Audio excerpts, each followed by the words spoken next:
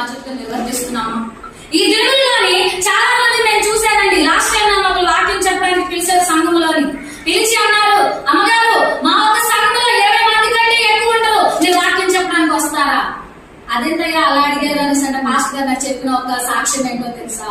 వేరొక సేవకుల్ని పిలిచామమ్మా, మినిమం 50 మంది ఉంటేనే నేను వస్తాను, 5,000 ఇస్తేనే నేను వస్తాను, లేకపోతే నేను రాను. మా ఇంటికి కారు పంపిస్తేనే నేను వస్తాను, లేకపోతే నేను రాను. కారు లేదా ఆటో కట్టిస్తేనే నేను వస్తాను, లేకపోతే నన్ను కాదు. ఇది ఎక్కడ సేవ అండి? ఇదే పరిచర్య అండి. దేవుడు నీకు ఎందుకు అప్పచెప్పాడు పరిచర్యని? ఎందుకని అప్పచెప్పాడు ఆయన? కారు కావాలా నీకు? ఆటో కావాలా? 5,000 కావాలా? 50 మంది కంటే ఎక్కువ ఉండాలా? ఒకరుంటే వాక్యం చెప్పవా? ఎవరు లేకపోతే వాక్యం చెప్పవా? ఎవరు లేకపోయినా విశ్వాసంతో నువ్వు ఇక్కడికి వచ్చి నిలబడి వాక్యం చెప్తే ఆయన దూతలతో పాటు వచ్చి కూర్చొని వింటాడామే. నమ్ముట నీ వలనైతే అట, నమ్మువానికి సమస్తమును సాధ్యమే. కానీ ఈ ఒక దినములో చూసుకున్నట్లయితే మన భక్తి జీవితం ఎలా ఉంది? సేవకులైన మనమే ఆ రీతిగా ఉంటే విశ్వాసులకు ఏం నేర్పిస్తాం? మనం చూసి విశ్వాసులు ఏం నేర్చుకుంటారు? ఎవరైనా ఒక విశ్వాసం కరెక్ట్ గా నిలబడి, మా మీరు ఈ రీతిగా ఉన్నారు కదా, ఇది కరెక్ట్ అని మనల్ని అడిగితే మనం జవాబు చెప్పలేదు.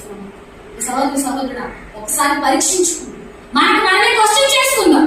ఇప్పుడు ఉన్న వాళ్ళందరూ సేవకులే, ఎవరు విశ్వాసులు లేరు. నేను సేవకురాలి. బైబిల్ మాట్లాడుతుంది కదా, చెప్పేవాడికి మాత్రమే కాదు, విలువాడికి మాత్రమే కాదు, ఇద్దరికీ ఉందంట. చెప్పేవాడికంట 2 ఎత్తలు అంటున్నాడు దేవుడు. మనందరికీ తెలిసింది, ఎవరికి కూడా కొత్త ఎందుకు ఏంటంటే ఆశీర్వాదం 2 ఎత్తలే, శిక్ష కూడా 2 ఎత్తలే. చాలా మంది అనుకుంటారు, బా వీళ్ళు సేవ చేస్తున్నారు బాబు, వీళ్ళకి వచ్చే వరకు మీరు double double double double double double. తెలియని విషయం ఏంటంటే శిక్ష కూడా డబలే, సింగల్ కూడా ఆయన విశ్వాసం సింగలే, కానీ చెప్పేవాడికి మాత్రం డబల్. మన భయభక్తులుగా ఉన్నాయా? నిజంగా నేటి సేవ కనబడుతున్నా మనం భయపడుతున్నామా? దేవుని మాటకు విలువిస్తున్నామా? జీవనంలో దేవుడు నన్ను అనుక్షణంగా చూస్తున్నాడు. ఆయన ప్రతి దినం నన్ను కనిపెడుతున్నాడు. నేను చేసే పని, నా ఆలోచన, నా నడక, నా పడక, నా సమస్త క్రియలు చూస్తున్నవాడు ఉన్నాడు. నేను ఆయనకి భయపడాలి. ఆ